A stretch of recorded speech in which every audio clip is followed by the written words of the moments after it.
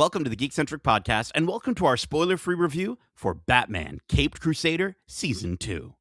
When is a pineapple not a pineapple? When it's a grenade.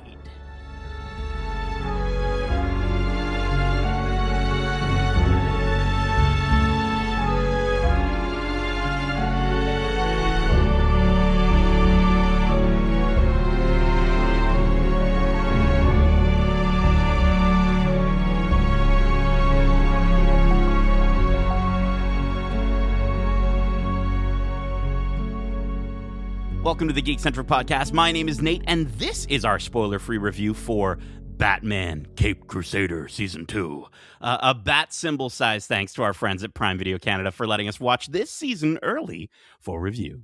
If you're joining us for the first time, we are Geekcentric, a podcast celebrating the world of movies, TV shows, video games, and all things Geekcentric and all things Batman. And of course, just like Batman, I need my fellow detectives to help me stop the crime in Gotham. So joining me, first up, he's the Joker jailing, justice jumping, Justin, the law-abiding, ledge-leaping, alleyway-lurking Lawrence. I do lurk in alleyways, but not for the reasons that you would think. you go out there, you're getting a boba, and just lurking in the alleys. I'm looking for like street food behind the streets. You know what I mean? Through the alleyways. A literal hole in the wall. Yes, exactly. Hey, if you've been to Japan, you know what it's like. Come on, you know? Yeah, you know what? Go. In the alleyways of Japan, I would agree with you. You can there find you go. some like, really where else food. would I be? In the alleyways of Toronto? Fuck no. That's even more dangerous than Gotham. Sure, they all smell like bathrooms. Yeah, exactly. Yeah. Urinals. Everywhere is a urinal in Toronto. I apologize. I love my city. Thank you. Thank you. Bye. And listen, you heard his voice. It's not quite Batman's voice, but he's the district detective, dynamo dime-tossing Darcy, the hot-headed, heist-hampering Hudson. I mean, I'm pretty chill now, I think. I'm not that hot-headed, am I? No, absolutely not. You know what? For the most part. I feel like I've known you longer than Nate. That's and when true. I knew you when you were younger, you know, as most kids are, temperamental. Yes. You know, I was a bit feisty, yes. Yeah, feisty, you know, but I feel like you have calibrated a balance. Maybe it's the drugs. It definitely helps out. I think that definitely mellows it. For sure. But I also think that you're a grown up, even though you're surrounded by toys. I you know, like it's the best kind of grown up at the end of the day. It's true. Right? It's true. Yeah, absolutely. He's out there in the alleys with Justin. Where are the other drugs going in me? You know, Where are the toys? Where's the toys? Drugs and the toys. Guys, it is so good to be back in Gotham.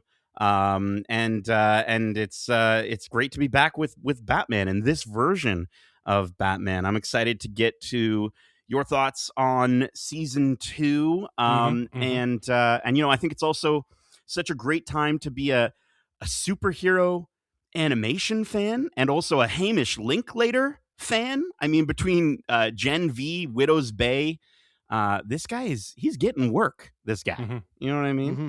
He's a great actor. He's a great performer. He's phenomenal.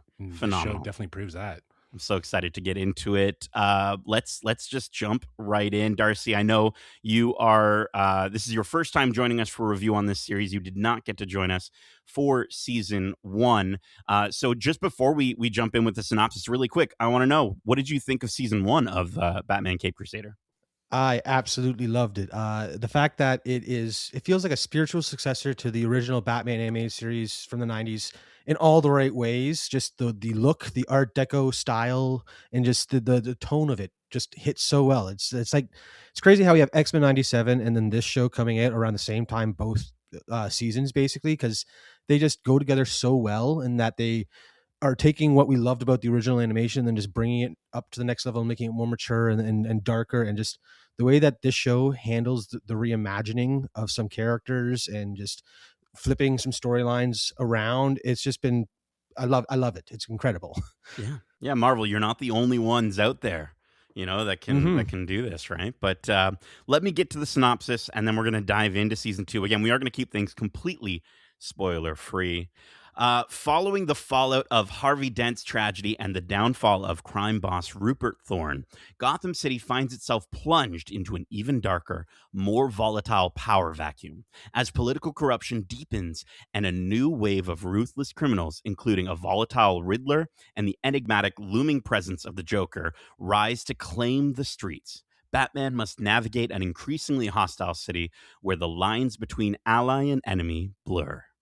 Helmed by animation titan Bruce Timm, alongside executive producers J.J. Abrams and Matt Reeves, the hard-boiled 1930s noir thriller sees Jeffrey Thorne stepping into the lead writer role, with directing duties handled across the season by series veterans like Matt Peters and Christina Sota. The cast includes Hamish Linklater, Jason Watkins, Aaron Morgan Stewart, Crystal Joy Brown, Michelle C. Bonilla, Jamie Chung, John DiMaggio, Gary Anthony Williams, Bumper Robinson, Cedric Yarbrough, Tom Kenny, Ronan Raftery, Lorraine Newman, Kevin Michael Richardson, and Matthew Needham. All 10 episodes of Season 2 will be streaming exclusively on Prime Video on Friday, July 31st, 2026. So let's get into it. We got all 10 episodes for Season 2. Again, we are going to be staying fully spoiler-free, but let's start with the look and feel of this show. Not much has completely changed from Season 1, but I want to give Darcy the opportunity to jump in and talk. And, Darcy, you brought up X-Men 97, and I think this show, the magic of the look and feel of this show is to bring you back in time, is to transport you back in time. And it's funny coming off of with the Prime Video of it all, coming off of a series like Spider Noir, it feels like not just like vintage animation, but vintage storytelling has never been better with superheroes, at least in 2026. So Darcy, I want to throw it to you, to kind of dig in. What did you think about the look and feel of Batman Caped Crusader Season 2?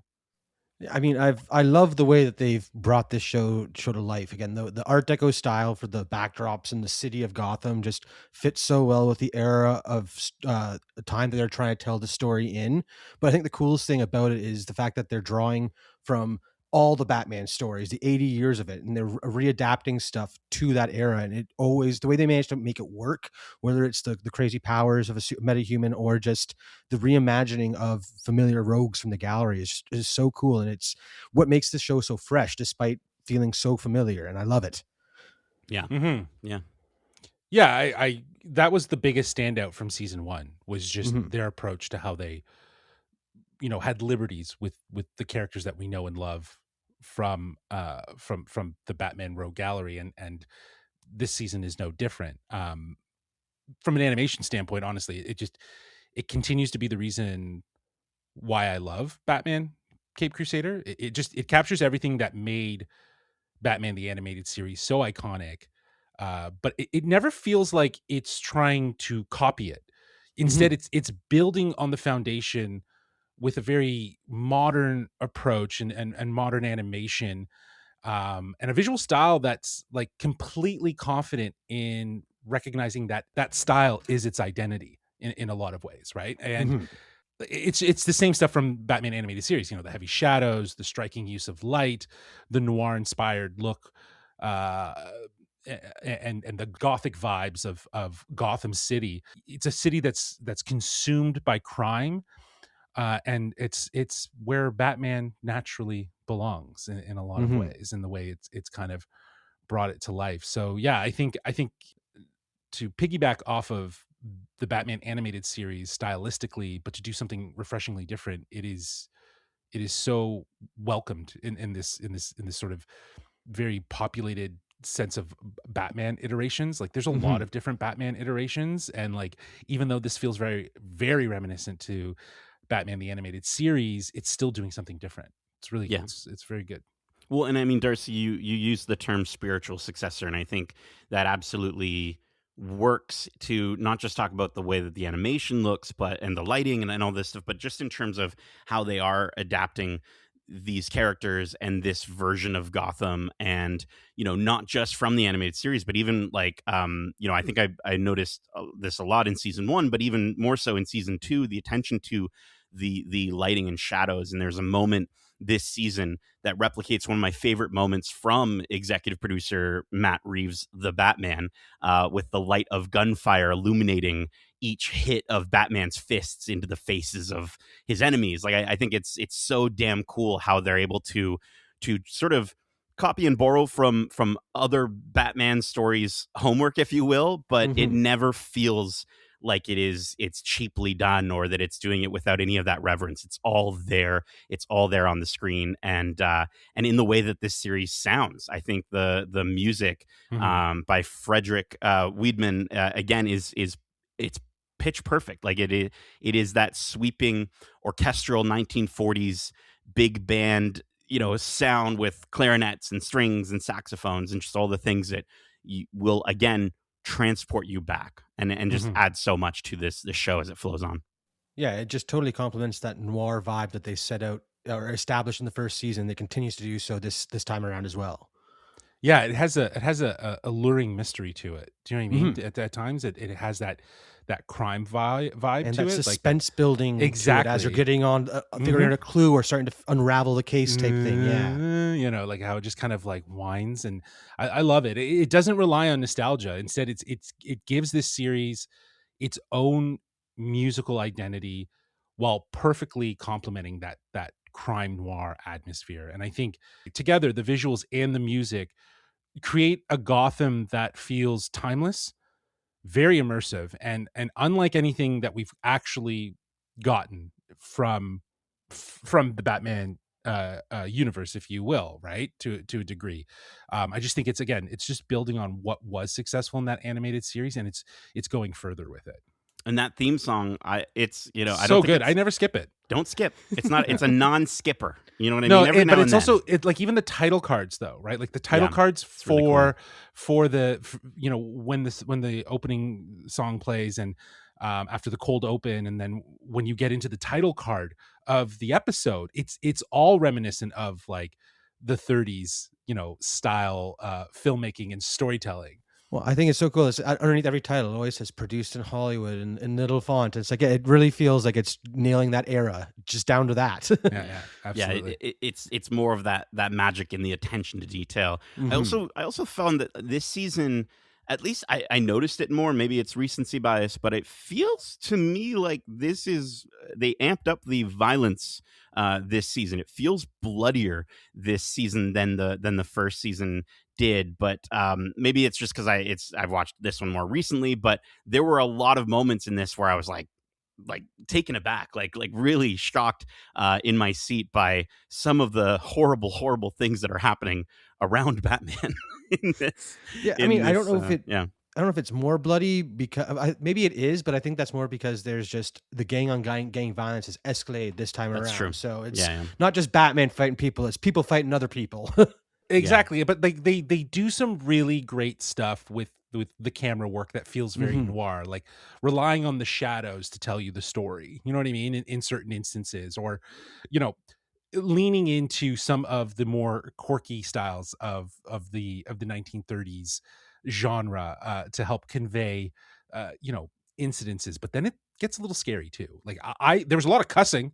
There's more cussing in this one for sure. Sure, yeah. Right. I would definitely notice that one. No one drops an F-bomb, or I think shit is said, but again, it's just matured, right? Like it's grown up in a lot of ways, and that approach to it, it's just felt throughout the entire show in small little instances. But yeah, I would say that it's not more violent. I would say that it's leaning into showing you a little bit more. Yeah. Even if it's not actually showing you all of it to a degree, right? Because like there's some of those Joker moments that are a little terrifying. Oh yeah.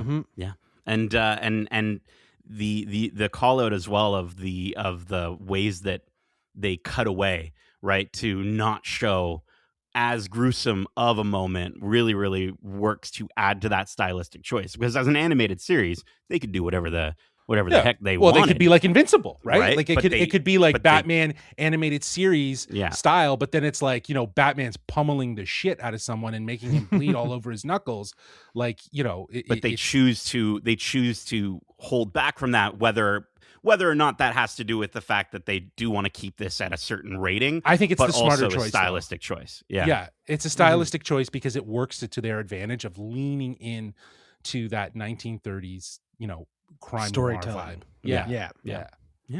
Well, I brought up Hamish Linklater earlier, our Batman, our Bruce. Let's get into talking about this cast and their characters this season. Darcy, why don't you kick us off? What did you think of Hamish Linklater as Batman this time around? I mean, I loved him the first time around. I was surprised with how much or how quickly I grew to adore his version of Batman. It's so reminiscent of Kevin Conroy while still being his own thing, and just his calm, like chillness, almost like he's always in control of the situation and never lets himself get angry or anything like that. And it works so well for the character of Batman and the era of storytelling they're fitting with. Like, you really believe he is the smartest detective in the world, and just it's I love it. He's incredible.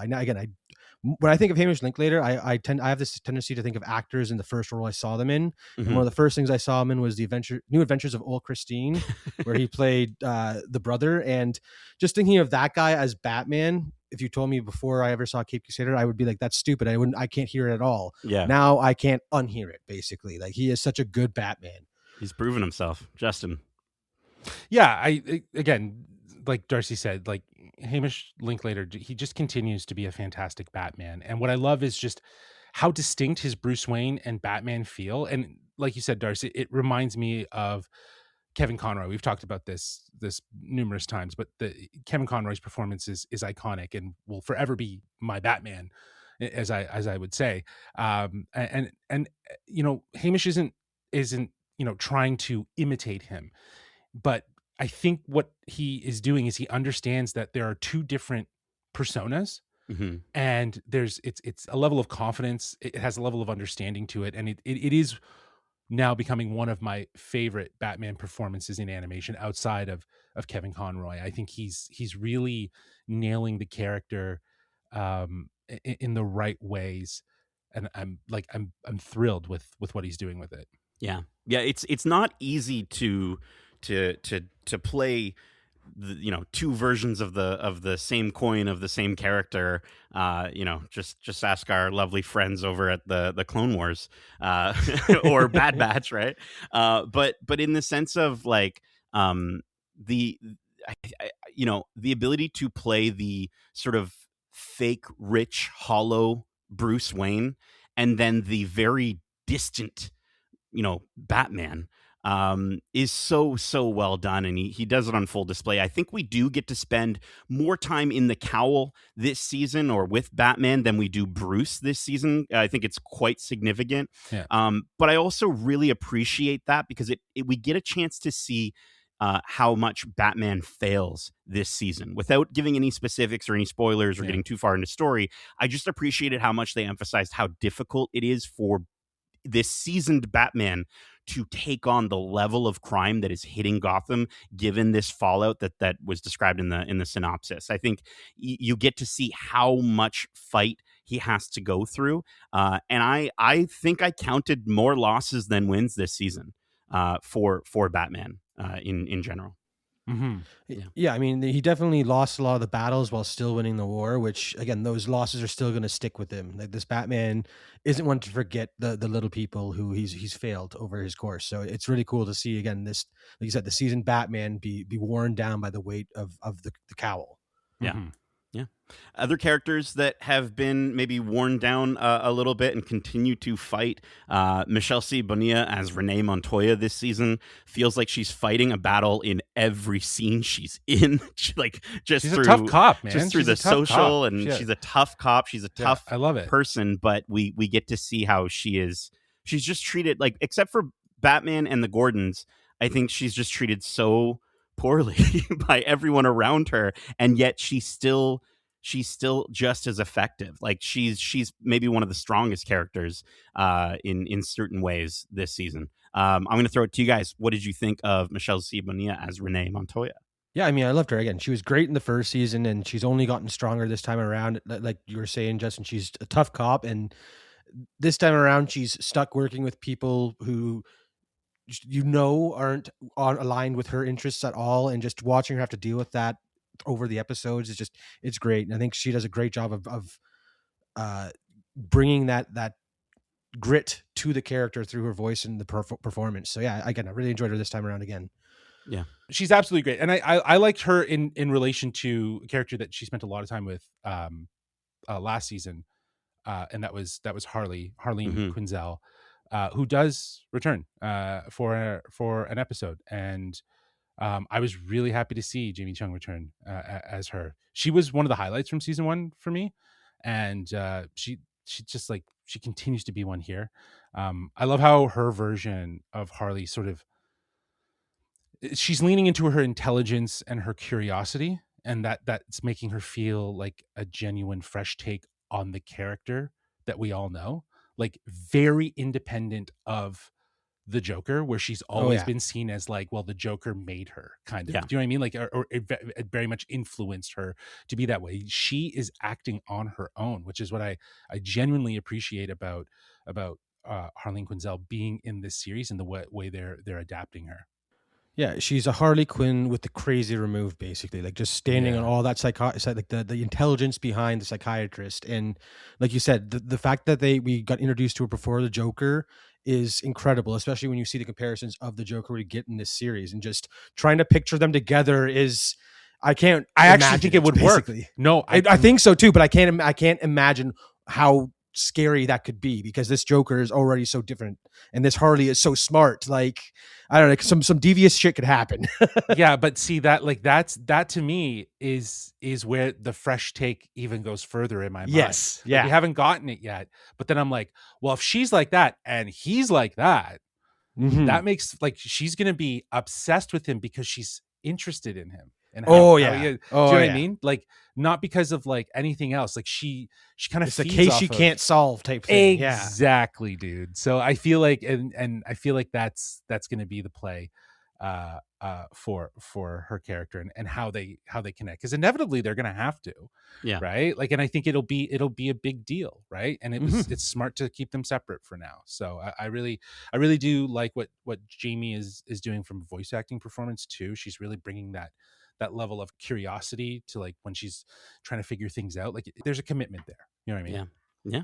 And speaking of commitment, Barbara Gordon stays pretty committed this season. I think she's also fighting an uphill battle all the time. And it's interesting to sort of see the parallels between her and Batman this season. I think the episode that kind of focuses in on her really does a good job of, like, showcasing how she's battling her demons. And I think people continue to downplay her abilities, except for, like, her dad. Like, I think Jim's great this season as well. Alfred continues to be so dry and wonderful at the same time. I think he's such a good companion. But I want to throw it to you guys. Was there any, before we get to, you know, the big addition this season, was there anyone else that you wanted to highlight? Well, we got to talk about the Riddler.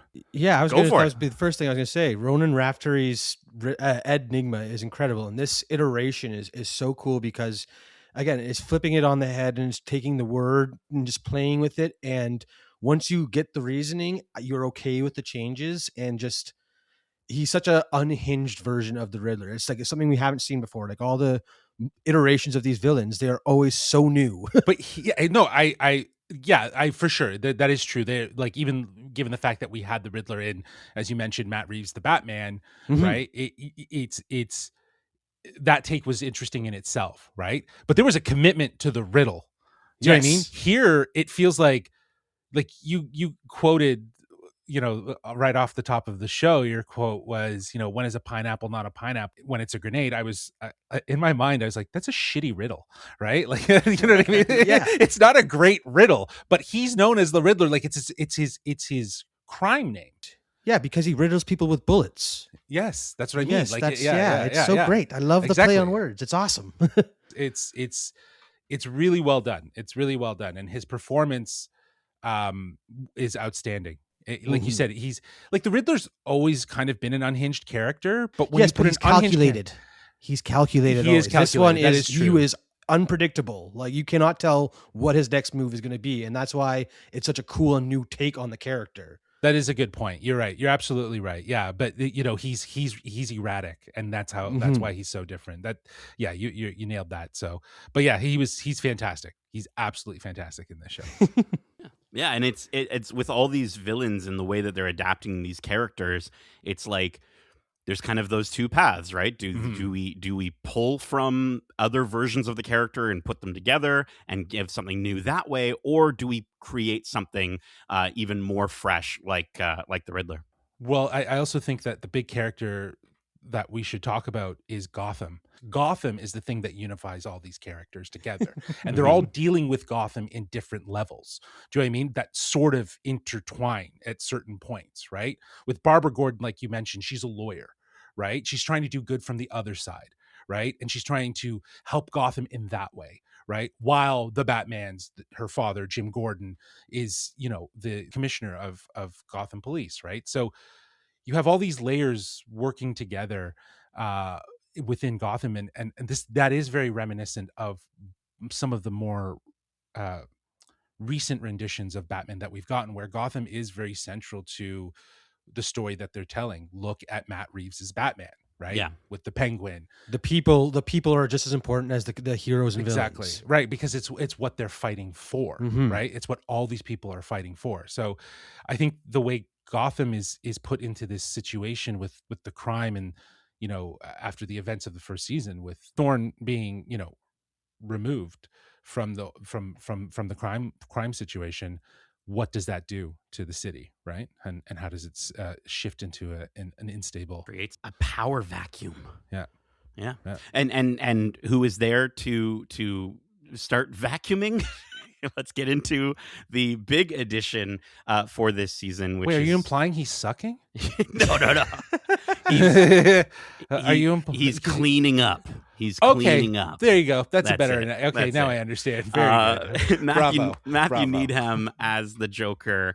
Yeah. We do not get a ton of him throughout the season. Which is great. There's a slow build, but the performance that we get to is so well worth the wait, and he's making it his own. I think the character that we get is it's not. It is other parts of the Joker from so many different Jokers, but it's done in a way that is, yes, it absolutely is. It's closer to, like, he's more of a terrorist like Heath Ledger, but then aesthetically he kind of reminded me a lot of like Jack Nicholson, but like skinnier and scary and dark. Did you watch Batman animated series? Accent. I've watched episodes of the Batman. Yeah, he's an exact stylistic. That's the one that's the most they're drawing from for sure. Yeah, exactly, for sure. But just in the sense of like the way that they're still able to update this character. Yeah, I don't know. Does he act this way in the animated series? No, he does not. That's what we were gonna Yeah. That's what I was gonna say. It's like it's literally the most surprising performance, right? Yeah. Because it's so unlike the Joker. Yeah, what I think is really cool is that it's following up such a different Riddler. Kind of sets you up for a different Joker, because this is we talked about Harleen without the crazy, the Joker the Riddler who's predictable. Now we're getting a Joker who isn't that funny, and he's just focusing on the sinister maniacal plots that is a joke to himself, and no one else gets that joke. Basically, it's just he is the scariest Joker in terms of performance. Like, there is no mirth to his performance. He is just a fucked up man. Yeah, and that's what I was gonna say, Nate. You kind of touched on it, right? Like, I think like he is a terrorist, right? Like he is the closest thing to the iteration of Heath Ledger that we got. But even still, Heath Ledger had quirks and characteristics that were like, well, I'm the Joker, like that sort of thing. But his mind frame and his set, that was very refreshing. So here we have that, plus someone who's not a Mark Hamill, a Heath Ledger, a Jack Nicholson, fucking Jared Leto. You know what Troy I mean? Baker, who have so all many other added, Jokers. who have all done this sort of like, like kind of stuff. He comes in, and this performance, it takes the character in a much quieter, colder, and, like you guys said, more calculated direction that feels really cool. Like, it's really awesome to see. It's unsettling in a completely different way, and I loved it. I think he was so good. I thought that's really based on the direction that they gave Matthew Needham to just play it as like this European, very dry, because obviously he was announced just this past week at Comic-Con, which in hindsight we should have probably talked about that as a news story. We would have had our bases covered. But yeah, he was announced to be the Joker. So he had mentioned in the panel that they told him to kind of come in with a very, I think it was like a European, very like dry, I think Eastern European or German or something like that.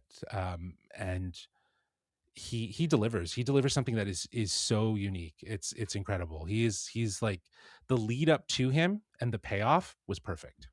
Yeah.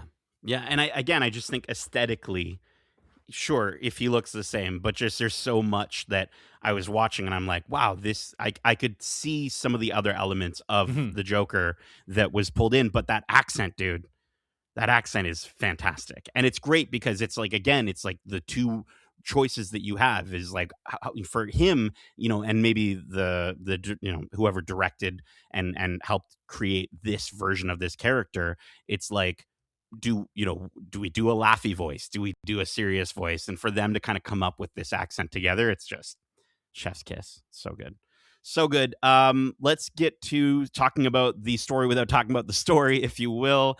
Again, we don't want to spoil anything, but maybe just talking about sort of the pacing of this show. I think similar to last season, it is a week to week mystery, even though you're getting it all at once, right? You're getting it all at once, but take your time. But watch with it week to week. Yeah, watch it week to week. Just watch the first episode on Friday. Don't watch anything until next week. Yeah, exactly. Over the course. But I will say, I think for as much as the plot is going to be maybe a little different than what some people might expect if they're jumping into season 2 without seeing season 1, I would say that like it all leads up to 2 final episodes that to me are rivaling, if not bettering, like the best DC animated films that are out there. Like it is just, it's so good. And you're gonna feel like a kid watching a Saturday morning cartoon if you take your time with it. Justin, what did you think? Yeah, I think you're absolutely right. I would say the last 3 episodes, in all honesty, I think the last 3 episodes are some of the best Batman animated storytelling we've seen. But the lead up, like one of my favorite things about season 2 is its structure. I think every episode just like it feels like their own detective story with like Batman solving a new mystery from beginning to end. At the same time, though, there is a larger narrative that is kind of a thread through all of these that runs in the background and keeps you invested episode to episode. So going back to what I was saying, like actually taking your time with it, that helped with that payoff. Do you know what I mean? Like I didn't sit down and watch them all. I broke up my watching experience of the 10 episodes over, I think 4 days, right? And maybe 3. And I think that worked really, really well because the Joker is just the perfect thread that just ties this all together, right? Like the way you see him, his presence is felt throughout like the entire season in a very quiet way. And it just all comes together. And it's those last 3 episodes that really have you like sunken in, right? Like you're like, okay, here we go. I just thought it was a really smart way of telling a season of television with an overarching story without taking away from like, again, the individual stories and being able to spend time with specific characters in those episodes. But, I also just loved how, we were talking about it before, but just like the reinvention of Batman's world and how we've been kind of going through it, talking about it and even just adding more, just again, modern touches in the sense of just like having like same-sex relationships, you know what I mean? Like seeing that, and like people just, of color on the police force, exactly, no questions like asked. Exactly, like it's all of that is just it's welcomed, and I feel like it's what makes this show feel very special too, right? Is to see how they do that. But yeah, I think this season has a lot of different vibes. I don't know about you guys. Like I feel like there's a little bit of horror and stuff, so which works. Yeah, I think one of my favorite parts about this season, I mean, they did last season too, but this season felt more strongly with the pulling from all eras of Batman instead of some of that early stuff, because we are getting modern characters that are thrown back to the 40s, because Batman was around in the 40s. So some of these characters have been around just as long, and some of these other ones only came about after the fact. So reimagining them in that era is just so neat, and it's one of the most fun things about this show. And like you're saying, that the payoff for Joker is incredible. I did not break it out. I was very stressed for time, so I had to binge it leading up to this podcast. And so you basically, it still worked I for still you. enjoyed it. It hit so hard. I could not wait. I mean, I was basically live reacting to you the entire time, texting you after every episode, basically being like, "This stuff is great. I can't wait." Joker is the build up for it is so great, and the fact that, like you were saying, each episode is self-contained while having that through arc of, like, again, Rupert Thorne is gone. There's a void. What's going to happen? And stuff happens, and it's so enjoyable. Yeah. And without giving away any specific plot spoilers or anything too specific, I did want to ask before we get to our final thoughts, which we're going to be rating this season on a scale of 1 to 5 laughs. I wanted to ask, what are your final thoughts for this season, your rating, but also what is maybe your favorite episode of season 2? Okay. Yeah, I think my favorite episode, like Justin was saying, when he bumped that, you said the final 2 episodes and bumped it up to the final 3. Episode 7 to me is where I was just like, bathroom now. I got to sit down and lock exactly. in. Basically. Yeah, exactly. It's on. And again, leading up to it is great, but that shift in, again, Batman goes from being in control to being very not in control. And I love it. I can't wait to talk about that with a larger audience, but this whole season worked out so well, I think, because, again, the way they use the Joker as a through line is just so cool. And the setting and era that they established in the first season is nailed down and again, fully realized in this second season just as well. And I love it. Again, my favorite thing is the reimagining of characters and the readapting and the twists and removing iconic traits from these characters, yet still getting such an interesting and faithful adaptation is so cool. I never thought I would be excited to see a not crazy Harley or a not funny Joker or stuff like that. Like, everything about these villains being so different, they still work so well for me. And I think it's its strongest strongest trait about this show. Yeah, I mean, I can't really find anything I didn't like about this season. So I think I'm giving this one 5 out of 5. What is it? Laughs? Ha ha ha. Ha ha ha ha ha ha. 5 out of 5 ha-has. I think it was 6 ha's. I don't even know. Who cares? Oh, well, then 6 now. People. 6 out of 5. 6 out of 5. Justin. Yeah, I'm with Darcy. Episode 7 is the one that I'm excited for people to see. I think it gives you 2 things, right? It gives you a very interesting take on a character. And then it also gives you that payoff of, the next 2 episodes you lock in, like you said, Darcy. So yeah, I love that. Close second to that was, like I mentioned, the Harleen Quinzel episode, to see her return. That was also really great. But yeah, I'm just gonna say it. Spoiler alert. This is a 5 out of 5 for me. 100%. It's a 5 out of 5 for me. Ha. Yeah, exactly. Ha. Okay. Yeah, I this show understands exactly what made Batman animated series so special in so many ways, but it never relies on that nostalgia in any way. Instead, it builds on that legacy with a darker, more mature approach that feels completely of its own, but Batman in all the right ways. And like, we talked to death about the animation and the style of it. But I think what I absolutely love too is, and I mentioned it before, is the risks that the show is taking. And it would have been easy to play it safe and rely on, doing things the way, as you pointed out, Darcy, like the way we know these characters, make the Joker funny, make Harley Quinn crazy and obsessed with him. Cape Crusader decides to find more thoughtful, surprising ways to do these things, and it's really fun. It's really fun to watch. And you were saying it at the top, man.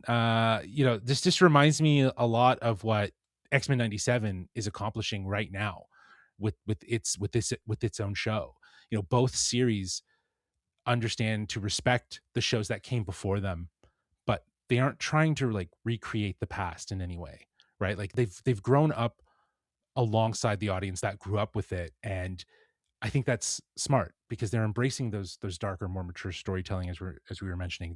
They're infusing more of a modern touch with diversity of the cast and same sex relationships and even just gender swaps of characters. I think it's refreshing. So yeah, as a lifelong Batman fan, like this Batman was the first comic book I ever collected, and someone who grew up with the animated series, and like I said, that's like Kevin Conroy's my Batman. I just think if you love Batman, if you love those things, then you are going to love this show, and you're going to love season 2. And this is Batman at his best. Let me tell you, It's Batman. Yeah.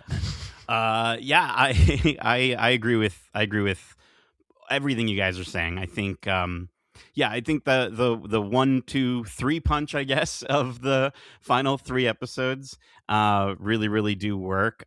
For me, I would have to go with episode 8. I think let's just say it has a returning character from season 1 that I enjoyed in that season quite a bit, and I enjoyed even more in this season, and gave them a little bit more to do, and it felt it felt to me like, at least for this season, the most Saturday morning cartoon of this season, and I really, really enjoyed how they adapted a certain character and brought this other character back, is the best I can say without spoiling anything. But it was a fun episode.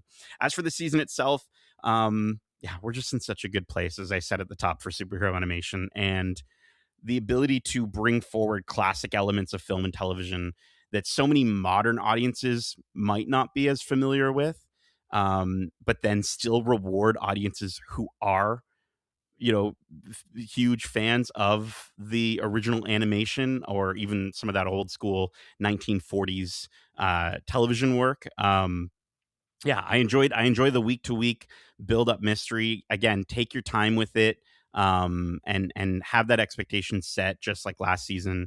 Have a good bowl of cereal in front of you. You always say this. I think you said this in the X-Men one too. The bowl of cereal thing. Dude, cartoons don't mean cereal all the time, man. You need a bowl of macaroni with you.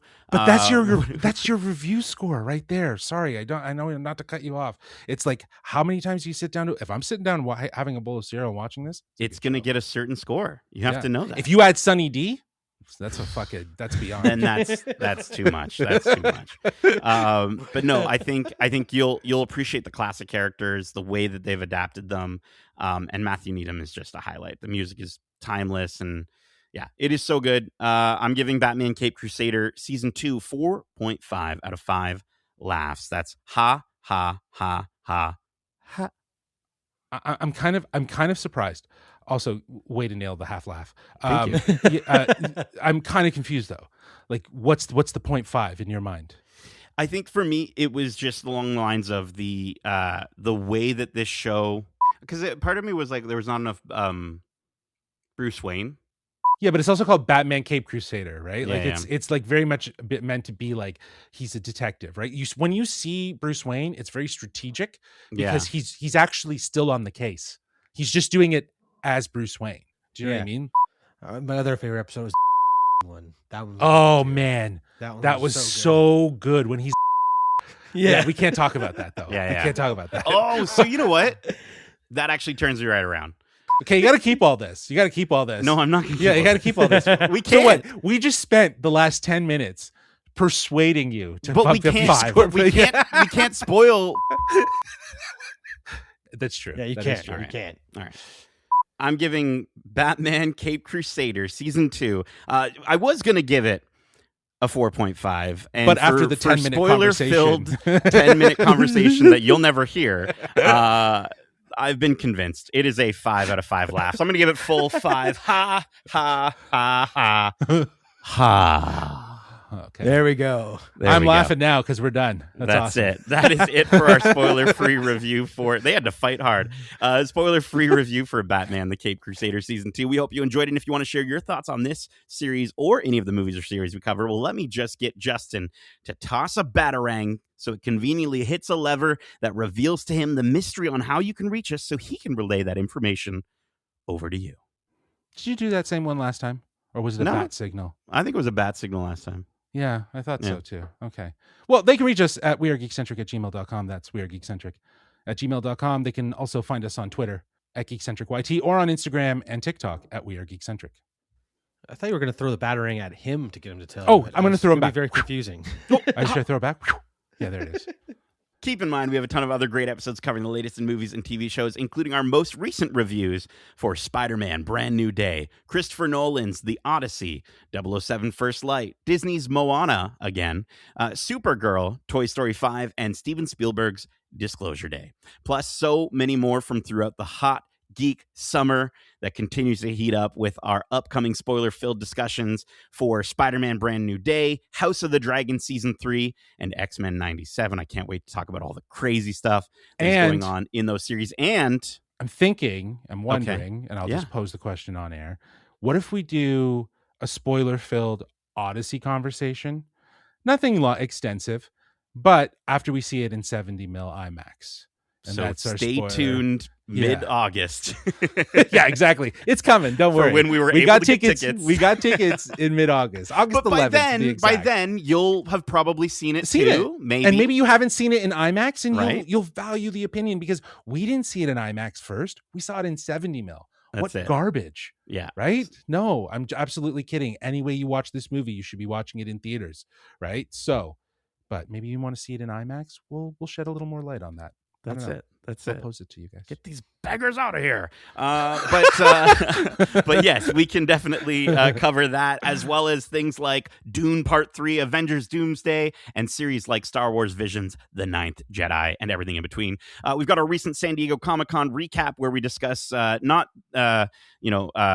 Needham being cast as the Joker. Clearly not. I don't understand how we don't worry didn't about that. Put two and two together. We had so much to talk about, because we talked about the news about God of War Lao Fei, Spaceballs, the second one, all that Marvel announcement Hall H goodness, as well as like our thoughts on like 9 or 10 trailers, including our thoughts and predictions for Avengers Doomsday. So that is certainly one to check out, as well as a ton of other episodes that you can listen to right here on your podcast service of choice. Or if you want to see us doing interviews with some of your favorite filmmakers, actors, and composers, you can do so by heading over to YouTube at youtube.com/Geekcentric. And while you're at it, we'd love to hear from you. A 5-star review in that podcast app of choice goes a very long way to help us out, because we are Geekcentric and you can be too. Darcy, Justin, thank you so much for joining me for this spoiler-free review. And as we say, love ya. Laters. Peace.